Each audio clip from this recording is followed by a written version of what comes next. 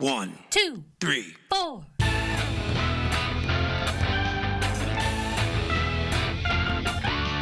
Monster movie. Fun time, go! Monster movie. Fun time, go. Monster. Movie. Fun time. Go! Monster movie. Fun time, go. With Precious D and Honeybee. Fun time, go! Ladies and gentlemen, boys and girls, friends and neighbors, welcome to Monster Movie Fun Time Go. I am your host, Precious D, and my regular co-host, Honeybee, is very busy with school right now, so we have a guest, maybe for a few weeks. Welcome back to the show, my brother Delano, a.k.a. Pretentious D. Hi, everybody. Great to be back. Good luck with your schoolwork, Hope. Today, we are talking about a real piece of shit. Oh, yeah. Oh, so if this is your first time listening for some reason, this is a kaiju podcast where we go through the history of kaiju movies. We started in 1933 with King Kong, and we're up to 2024. We're almost out of movies, folks.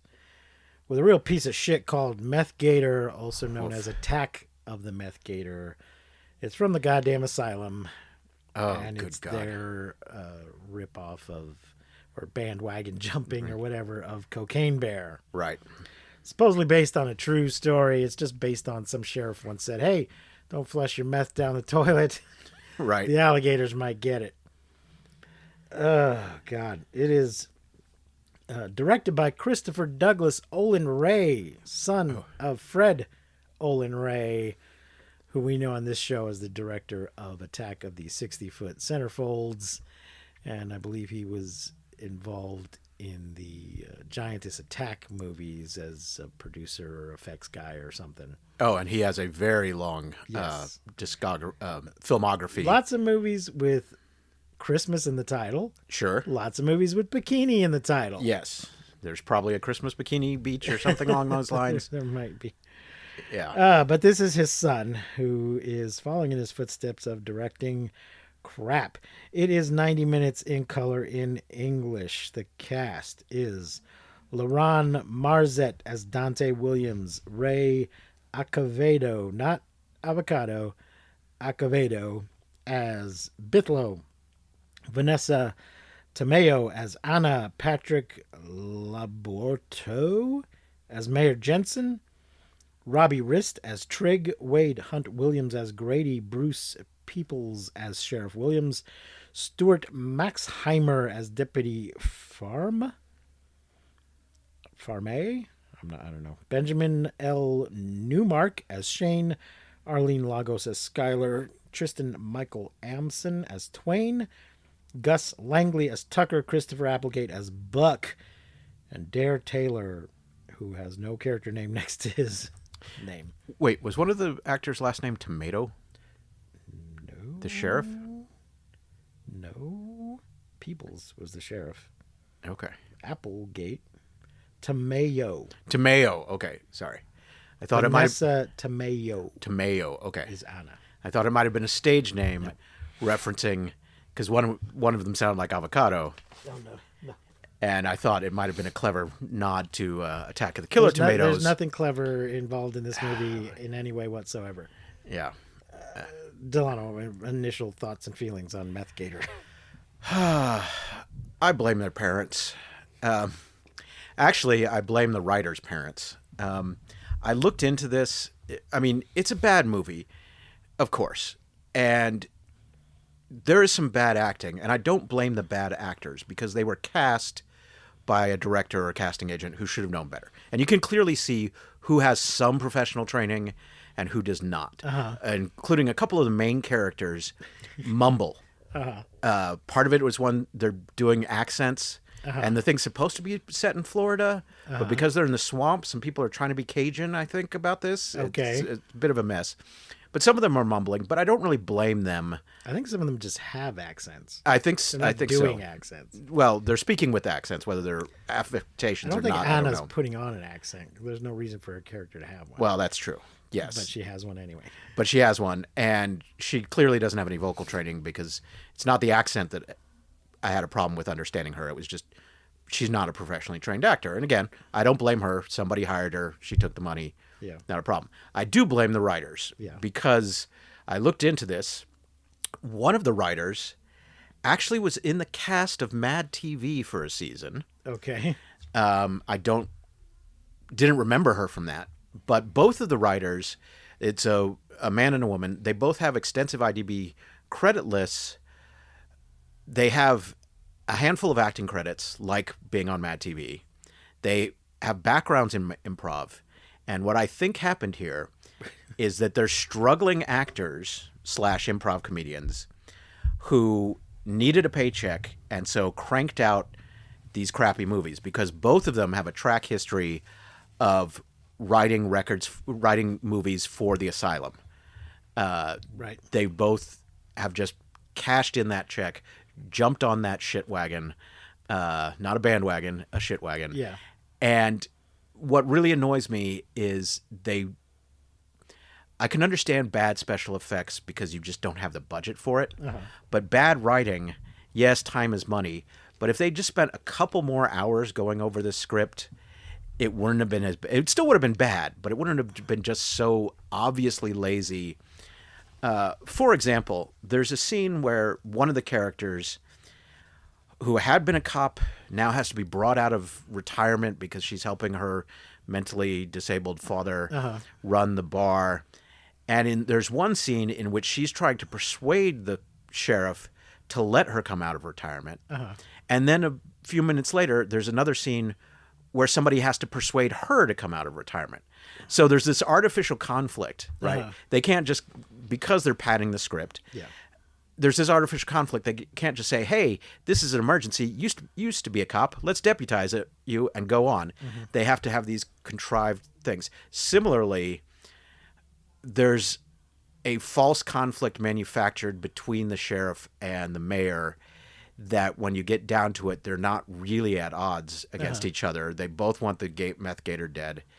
I was interested to see that they both the writers had basis in improv, because it did seem like a couple of the scenes were being improvised as we watched, but not in a good, funny kind of way. There have been, it's not a Christopher Guest movie where they're improving. It's her adopted mentally disabled father, because Yes. everybody in this movie is adopted. Yes. And that doesn't seem to have anything to do with the plot. I think it's just because nobody looks like anybody else. Right. So they just said, just say they're adopted. Right. And that would also explain why one has a thick Hispanic accent, but her adoptive father does not. Yeah. So let's just jump into the movie here. There's not a summary on Wikipedia, so I had to actually make notes for this piece of shit. It's an asylum movie, so we start with a shot of the water. The sheriff is trying to arrest some drug dealers. Which is also a very common Fred Olen Ray trick. A lot of his movies, especially the ones with the bikinis, start with shots of water. And the drug dealers, one of them's about to give up, and then he gets chopped and drops all his huge bag full of meth tablets. How is meth usually distributed? I'm kind of happy to say I don't really know. I've never actually encountered meth. It's crystals in Breaking Bad. Yes, that is crystal meth, but I don't know. This appears to be tablet meth. I don't know. Well, at one point I think it was granulated sugar meth. But, okay. Yeah. Anyway, the alligator chomps the guy and gets the first one. We don't even see it. It happens off camera. I thought they were just trying to save money, but then we see another one right after that. So maybe they were just trying to be artistic. I don't know. Because we do see Farmer get chomped. And then the mayor from Jaws shows up and hires a couple of rednecks to hunt the gator. And first time I watched this, I had to watch this twice because I watched it too long ago. Right. And to rewatch it. And it was just so forgettable. But I thought it was a couple of guys, but watching it again, I think one of them was a woman. Yeah. And meanwhile, a DEA man comes home, and the sheriff is his adopted father. And this is very obvious because the young man is black and the other guy is white. But I think they explicitly say he's adopted. It's not that there's a black mother off screen somewhere. And they're driving and talking, and Anna comes up, and she quit the force to work for Grady, who is her adopted father, and there's some kind of conflict supposedly because her bio father was a drug guy, and this is where I wrote, "Is everyone adopted?" So our DEA guy, what the hell was his name? I don't know. It was involved in arresting her biological father. So he thinks, in spite of the fact that she was a police officer, also thinks that she's mad at him because of that. And then he says, "Wait, did you say the gator ate a whole duffel bag full of meth?" After minutes after he mentioned it, Right. he questions it. I'm like, "You're just now questioning this?" We see a drone. Bithlow is piloting a drone around. And then in Florida, we go to the Lone Star Cafe. Right. No explanation given for that. Like somebody was from Texas and, it's just the Lone Star Cafe for no reason. Yeah, at first I saw that and I thought, oh, is this supposed to be far east Texas near Louisiana, where you do get bayou, you do get gators in far east Texas? Right. But no, that would have required the film making sense, Yeah. which it does not. And the mayor's in there and Grady in the Lone Star Cafe talking to Grady about the fireworks and something that I wrote that I can't read. And as always, the first round is on me, the mayor says. The sheriff checks in on Bithlow, and Bithlow says the gator's too big, much, much larger than I can handle.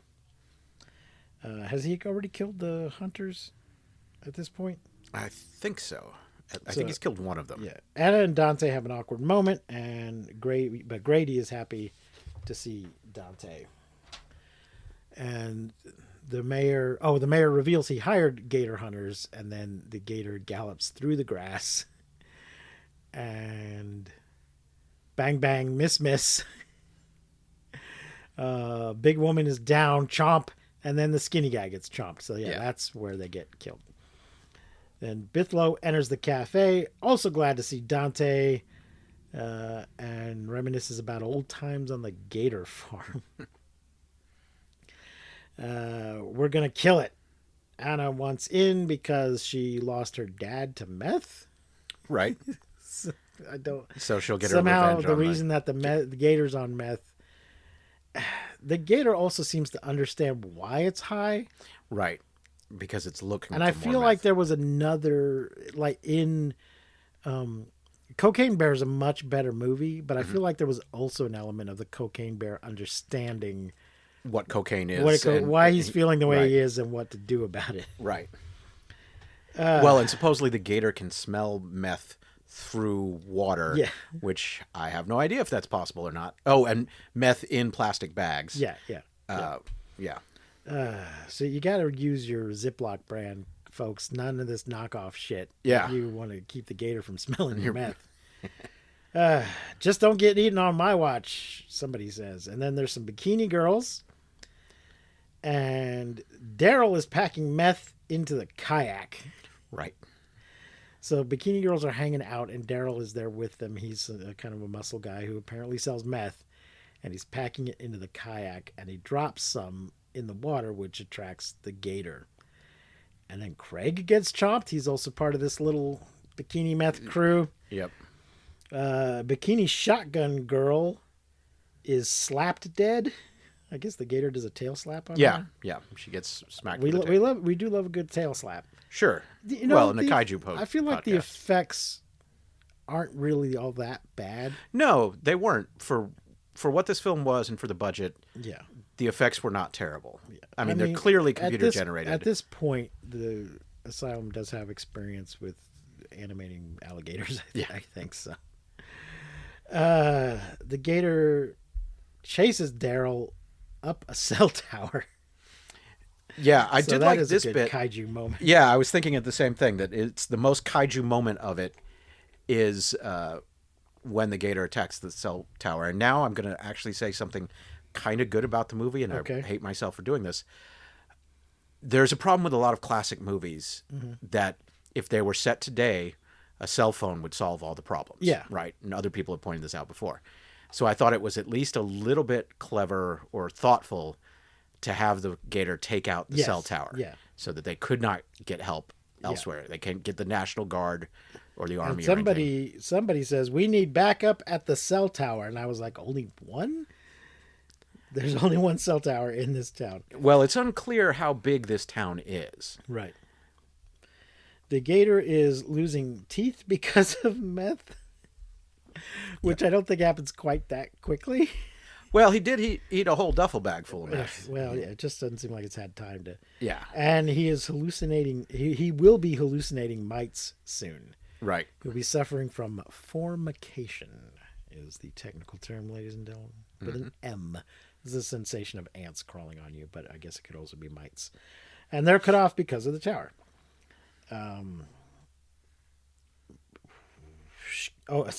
You mentioned the DEA guy says something about Schedule 1 drugs.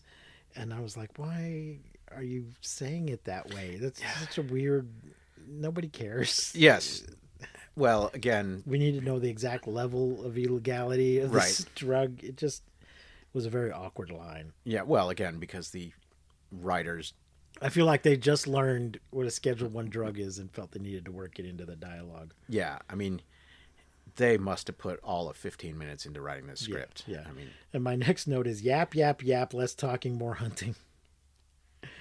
The Gator is hunting meth. It understands cause and effect. yep. Oh, Lordy. Grady has some decommissioned stuff in the basement that he offers to let them use. Oh, yeah, Grady, by the way, is some sort of military vet that's suffering from PTSD or brain damage. I think he's or- got brain damage. He probably also has PTSD, which he should probably not be involved in the fireworks show, but I think he is. I think he's responsible for it. I believe so, yeah. There's probably more than one reason he should not be Right. responsible for the fireworks. And now they get around to deputizing Anna. There's an argument with the mayor at the celebration, which is a very Jaws moment. Ugh, yes. And an explosion. The Gator found the meth lab. They're sending everyone away from the dock and to the bar. Like everybody in town needs to evacuate the dock and go to the bar. Again, it's very unclear the size of this town because Right. the mayor, cribbing from Jaws, Yeah. is worried about the effect on the Big tourist celebration. trade. Is it a 4th of July I celebration? think it's no, I think it's fireworks? Memorial Day. I think they mentioned Okay. Memorial Do you Day. have fireworks on Memorial Day? I don't know, but Or was it a town birthday? I'm not sure. But so it's unclear. He acts as if there's a huge tourist influx, but then at one point he's giving a speech to a room of like a dozen people. That clearly the speech was written as if he's addressing a town hall Yeah, of hundreds of people, but it's only like a dozen people in the Yeah. bar because that's all they could afford Right. to put in this. So then Anna questions Grady about a customer that came in he's about to get chomped, but some guy rented a room or something. And I'm like, why is she doing this? That's not what she's supposed to be doing. Right. She's supposed to be helping with the Gator situation. And she's like, did that guy rent a room? Like, who gives a shit if that guy rented a room? And this guy, it's Tripp from the opening, one of the drug dealers. Right. The sheriff asks the mayor if he is on the take, and he doesn't say no. Right. He gives a kind of roundabout answer. Do you really think that yeah, you're on the take, man, from the drug dealers. Of course you are. Because it does seem like from the size of this town that possibly half the town is in on the meth ring. Oh yeah. Yeah. Now the Gator is at Grady's attacking Tripp. I guess it smells the meth. Gator sniffs around and then leaves. Anna knocks on the door and it comes back in. There's like a hole in the wall. Right. Or it makes a hole in the wall. It sniffs and it goes back out the hole. But then when Anna knocks on the door, it comes back and eats Tripp. And it's very obviously a CGI hole in the wall. Yeah. Because The guys show up and the Gator runs to the swamp. Does sheriff know where the super lab is? So the place they busted at the beginning of the movie was just a satellite lab, Yes. an ancillary lab. He's been trying to pinpoint it for years. let's see. But the subtitles say months. Right. I had the subtitles on. Just, I don't know, just another level of amateurishness. He leads, but the gator... he had leads, but the gator ate them. Weren't they supposed to be investigating the explosion? I think so. Which they thought it was at the meth lab, so why didn't they go check that out? They think Gator won't OD, will just get stronger. I don't know what leads them to believe that. Bithlow takes Dante to some slap party to get a lead. Oh, God. There is some weird, in the middle of the night, there is some weird biker adjacent, over the top slap fight going on. This has become, I don't know if you're familiar with this. This is actually a real thing that has happened of late. That people do this form. Instead of arm wrestling, you have a slap fight. You have a slap fight. It's a sport in the broadest sense of the term sport, in that people are competing. Yeah. There is money to be made. Yeah. You can watch YouTube videos of this, of people, they just take turns slapping each other until, I don't know, you can see people get knocked out. Do this with a tortilla. On like the TikToks. Yeah, no, this is something that they do. It's often coincides with arm wrestling competitions or other things like that. So the strongman competitions. But so to kind of size you up, extend the hand to get the judge the reach. Right. In the same way, and kind of do 1, 2, slap. In the same way that a lot of James Bond movies will latch on to whatever the hot sport is at that moment. Daniel Craig doing parkour, that sort of thing. Yeah. These guys said, "Oh, this slap fighting thing's big on the TikToks. We'll do that." The money behind it makes no sense because they walk in and win a $5,000 prize at the slap fighting competition, which has an audience, again, of about a dozen people. Yeah. They don't pay any entry fee. There's no way, where could they get this $5,000 prize money? It makes no monetary sense at all. But Dante wins the slap fight because he has a metal jaw from a gator attack when he was young, I guess, working on the gator, old times on the gator farm. Dante asks the fight runner to take them to the meth lab, and I think he offers to let him keep the money if he does. So they go to a zip line. Another example of throwing in the parkour or the whatever the sport du jour is. And there's betrayal on the zip line, but the drug, for some reason, they stop zipping halfway across. I don't know how this guy's able to make them stop zipping. But he's like, "You didn't think I was really going to lead you to the lab, did you?" But then the gator eats the drug guy. And Dante and Bithlow detach from the zips and get away. So related to this, they go to in the small town, they go to the late night slap fight competition. Yeah. They've already established that everybody in the small town knows each other. Yeah. Dante tries to pass himself off as an outsider. Right. But the slap fight guy must be from there because he recognizes Dante and knows he's a DEA agent. Yeah. Which is why he sets him up. Right. But why else would they be looking for the meth lab? They're not looking to buy meth. Right. But we prefer to cut out the middleman and get our meth wholesale direct from the lab. So Dante, the hero, is so stupid that he doesn't realize that people in this town are going to recognize him. It makes no damn sense. Meanwhile, the mayor's getting drunk at Grady's, and then it's drunk mayor to the rescue. But it's daylight now. It was nighttime at the slap fight, but it was daylight at the zip line. I think so. Where did he get meth? Oh, yeah. So the mayor, I guess this is evidence that he is on the take. The mayor is going to, well, it really just doesn't make sense. The mayor decides he's going to take care of this situation. And so he just goes to the edge of the swamp and starts sprinkling meth in the water. Where did he get it? Even if he's on the take, that doesn't mean he would have meth. Right. He'd just have a pile of money. And he's like, "Here, Gator. Maybe he went to the sheriff's office first and got some evidence out of the evidence locker. Anyway, Dante and Bithlow need to get back to the mainland. So this is where I was starting to get confused. I'm like, oh, we're not on the mainland? We're on an island? Or they went to an island for the slap fight? Or what is happening? But they need to get back to the mainland. Bithlow finds radio and calls for help, which is already on the way. The mayor's still trying to get the gator, and then the sheriff and Anna show up in time to see the mayor get chomped. And the gator leaves after getting shot, and they go to Grady's. The guys see a body in the water, and then also go to Grady's. I don't remember whose body it was. The mayor, I guess. Let's lure the gator to some quicksand is their plan. At Moccasin Wallow, everybody loads up on weapons. Grady has an RPG. Oh, of course he And does. they're like, you told us that thing didn't work. And he's like, well, of course I told you it didn't work. Here's the plan. Bait, flank, blah, blah, blah. Quicksand, blah, blah, blah. They find the lab underground. Oh, yeah. This huge lab. Got to be people. Call for backup. Turn on ventilation. There's dead bodies in the lab. They must have asphyxiated because the ventilation was off.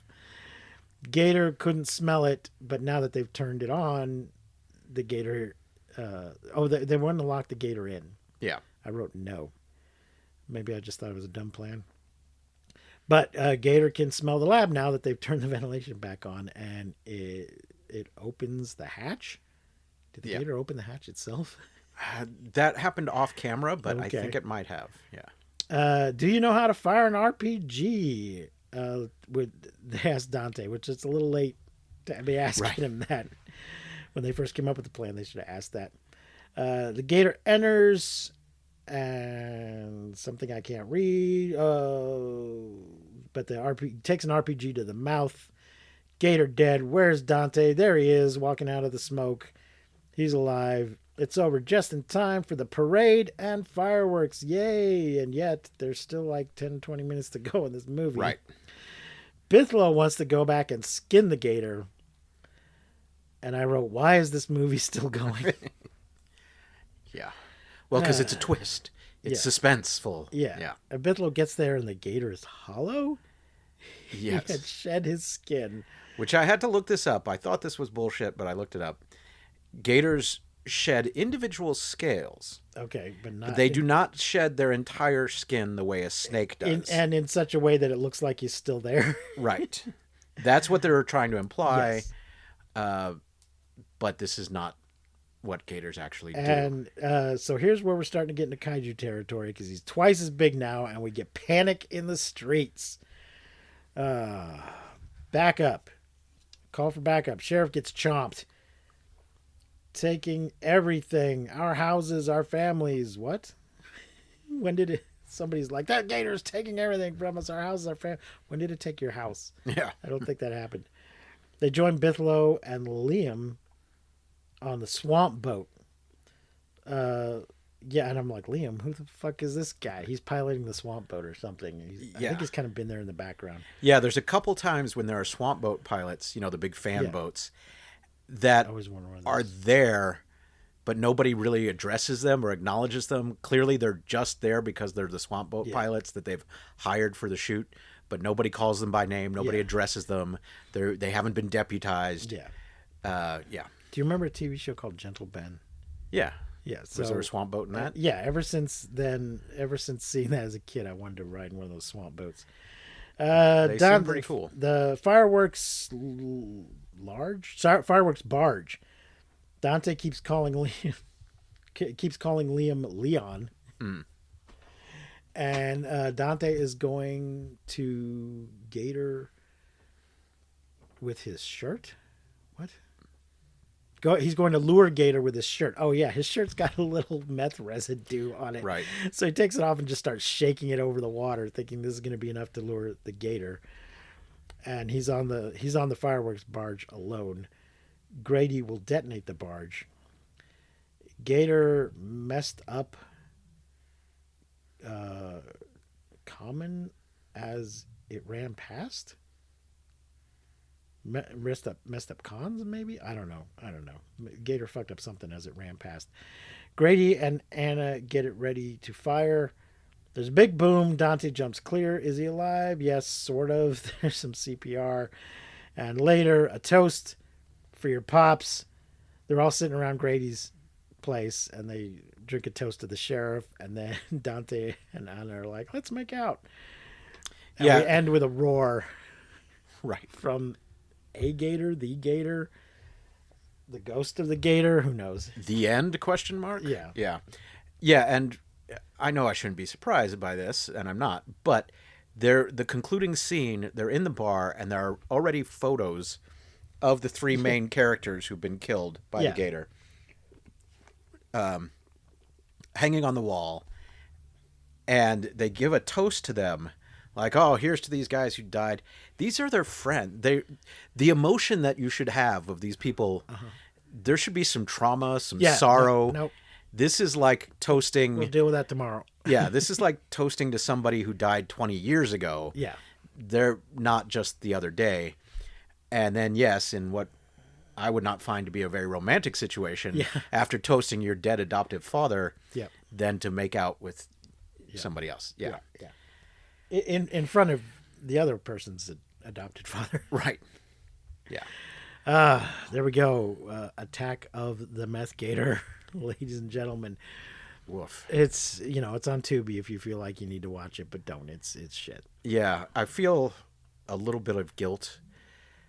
I mean, I know we're completists and we need to watch every kaiju movie, but giving Asylum an audience, even though we're not paying for it, I kind of wish that Asylum would get some line of theirs become really successful so that other people would start asyluming the Asylum. Well, they have.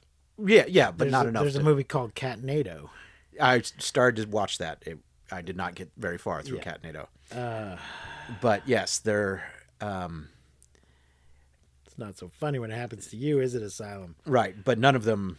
I'm sure it's not affecting their bottom line at all. No. Not, and I'd be curious, especially during the height when Asylum started. It was still in the era of video rentals, right? Yeah. So they probably did make some money that was intended for other filmmakers. Yeah. I mean, we were talking about this with the whole idea about parody and legal and fair use.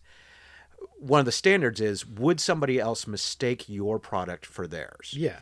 And they're specifically designed to be mistaken for other products. That was at least initially their business model, and they must have taken at least some amount of money from the rentals of other people. I mean, because it worked successfully enough for them to be doing this for what? How long have they been at 25 this? years. 25 years. Over 25 years. Yeah. But they recently did a movie that was celebrating their 25th year. So, yeah, if those... 2025 Armageddon, which came out in like 2020. I assume the audience... And then in that one, that movie, we did an episode on it, folks, but in that movie, they admit the business model up front. These two girls their grandmother gives them a present. Here's that movie you wanted, Snakes on a Train. And clearly they had asked for Snakes on a Plane, though they don't say that out loud. Right. And they look at it and they're like, oh, thanks, Grandma. And then they go to watch it and they're kind of shocked at how brutal it is. Right. So there you go. I think that's all we have to say about this piece of shit, folks. Yeah. I mean, we could continue dissecting it further, but that... Folks, if you like what we're doing here, like and subscribe, rate and review. It really helps us out, helps other people find us, helps boost the profile of the show. So you'd be doing us a big favor if you do that. Number of stars? Oh yeah. Well, yeah, we're going to rate the movie. What are you going to rate it? Are we doing stars on this show? Or? Yeah. Okay. 0 stars? Yeah. 1/2, maybe. Half a star? Yeah. It's not good. It is, no. I mean, 1 star means I hated it. Yeah. So This you could give it 0.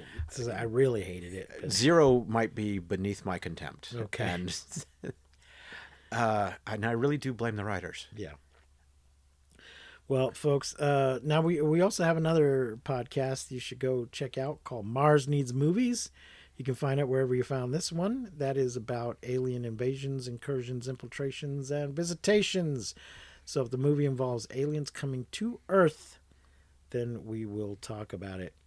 At some point, we might do a few that take place on Mars as well. But, we got plenty to do. Oh, yeah. Only if it's a movie I really want to do. Well, shoehorn in it. It's my show. I'll do whatever the fuck I want. All right, folks. Thanks for joining us. Until next time, I have been Precious D. I've been Pretentious D. Remember to keep calm and take shelter in basements. Please don't misuse science. We won't see you, but you will hear us next time on Monster Movie Fun Time Go. You've been listening to Monster Movie Fun Time Go.